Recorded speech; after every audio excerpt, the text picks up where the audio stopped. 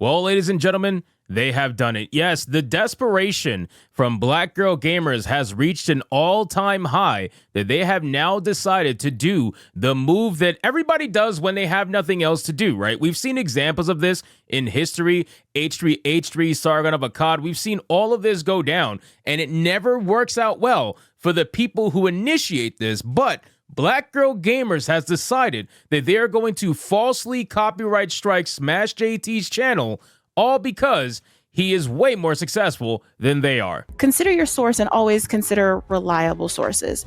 Your reliable sources are going to be like your big, tentpole legacy media kind of places. I work for The Verge, which is a vertical of Vox Media. There's Polygon, there's IGN, there's GameSpot. Shut up, Meg.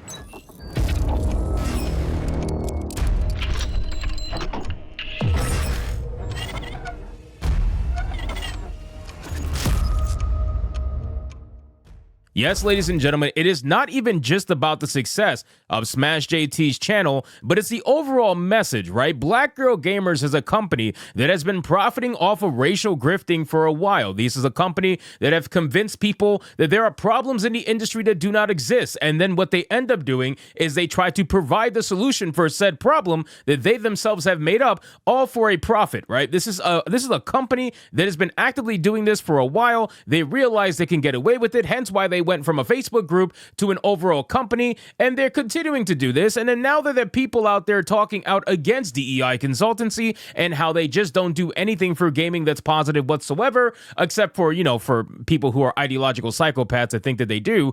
Overall, Black Girl Gamers is essentially admitting defeat with this particular action. So let's get into this video, guys, and this article from Smash JT. But of course, before we do, if you are new here, just consider hitting that subscribe button. I would greatly appreciate it, and like the video to push us out into that YouTube algorithm. So Smash JT writes on his website, it says, Black Girl Gamers just struck my channel. Black Girl Gamers just doesn't get it. Black Girl has a lot of Black Girl Gamers, has decided to abuse YouTube's flawed copyright system to silence dissenting voices, specifically in this case, my own. Now, again, like I mentioned earlier in the video, we have seen many examples of people or organizations doing this whenever they feel like they have no choice, right? When they've exhausted every other option to try to silence you without openly admitting that they have no other fucking option. This is what they do when they're essentially admitting defeat, right? When you do this, when you falsely copyright strike someone, you have essentially admitted that they win, right? They are winning, and you are trying to do something that you know is a bad thing to do, that you know is heavily in your favor when it shouldn't be. You are abusing the copyright system in YouTube and are essentially saying, hey, I'm doing this because I think you won't take me to court. That's the only reason why they're doing this.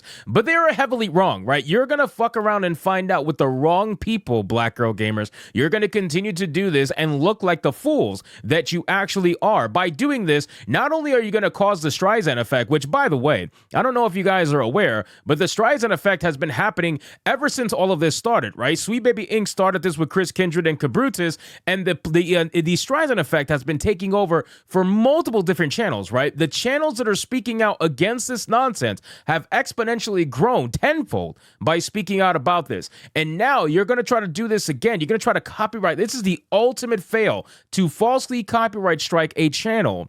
You lost. That's it. You are done. This is going to send channels like Smash JT's into the fucking stratosphere. Do you understand it? He has gained over 2,000 subscribers in a single day and rising because you've decided to do this. All because his video got over 200,000 views and you didn't like that. You can't have that because your video did 10,000 views, and the only reason it did 7,000 views more is because we were covering it. That's the only reason. It was stuck at 3,000 views up until people like myself and Smash JT started covering your actual video, and then all of a sudden now it blew up to 13,000 views, but Smash's video did 200k plus and you don't like that. So let's see what Smash had to say. They filed a baseless copyright strike against Smash JT for a video that was well within the bounds of fair use, a video he created in good faith for open discussion and even referenced that multiple times throughout the video. Yeah, they don't care about that. And let's be real, they probably didn't even watch the video, because if they did, they would realize that their claim is absolutely ridiculous.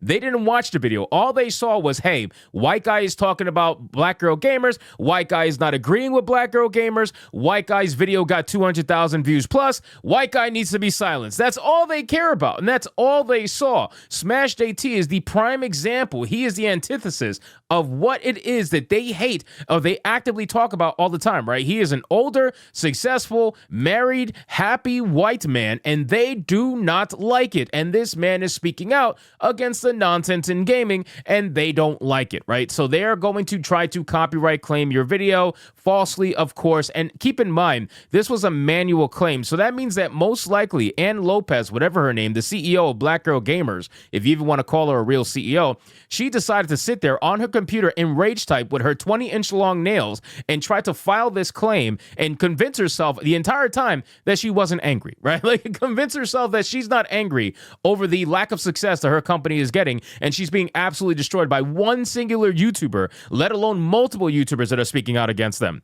It says Black Girl Gamers' actions are not just inappropriate, they're a calculated effort to control the narrative by attacking content creators and scaring them from talking about them and those who challenge their perspective. Striking down a very popular viral video, nearly 200,000 views already in a couple of days, that offered a critical viewpoint is a beyond desperate move, one that shows they're more interested in silencing opposition than engaging in any meaningful discussion. Now, keep in mind, this is not something to joke about, okay? Falsely striking someone's channel has proven to be unsuccessful every single time, and they can actually get a counter lawsuit for this. And keep in mind, they're not even going to sue anyway, because they've threatened to sue that Park Place, and that went absolutely fucking nowhere. They sent a letter, and they got fucking destroyed by Ron Coleman, that they didn't even bother pursuing it because they don't have the money to pursue it. But if Smash JT wanted to pursue Black Girl Gamers for damages, he absolutely has a case, because this particular video was a viral video.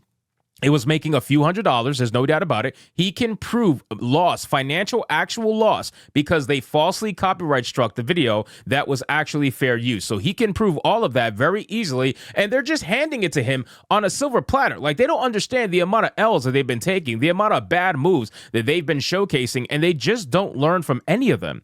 What BGG fails to realize is that this tactic will ultimately backfire. It always does. By attempting to suppress channels like mine, they're drawing more attention to the very issues they're trying to hide. Censorship has never been an effective long-term strategy. It only serves to amplify the voices it seeks to silence. In the end, this move by Black Girl Gamers is not just an attack on my channel, but on a broader principle of free speech and open discourse within the gaming community, proving that they do not care about free speech, only further confirming that they only want their narrative out there. YouTube's flawed copyright strike system is unfortunately enabling these bad actors like Black Girl Gamers to file false copyright strikes against anyone they deem critical. This is an extremely dangerous precedent that threatens the integrity of content creation and the freedom to express diverse viewpoints. It's time for YouTube to recognize the abuse of its system and take action against those who would use it to stifle legitimate discussions. Now, here's the problem with that, right, Smash? So I've said this on the stream, and I'll say it again. YouTube is not going to get involved. YouTube does not want to get involved. The moment YouTube makes a decision, right, and says, oh, this is fair use, this is not fair use, then they are liable for a lawsuit from either side. They could be sued by you, or they could be sued by Black Girl Gamers,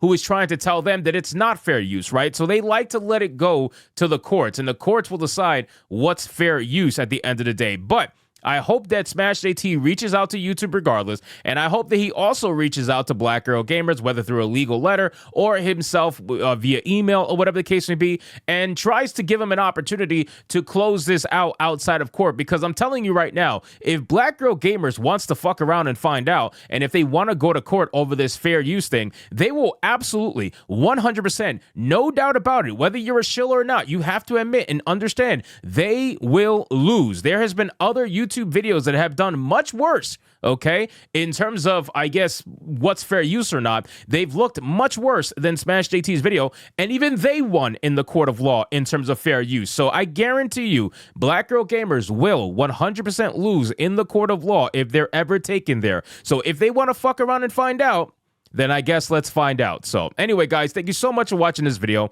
Hope you did enjoy it. If you did, consider leaving me a subscribe. I would greatly appreciate it. Don't forget to like the video, comment, let me know what you thought, and I'll see you guys on the next one. Hypnotic out.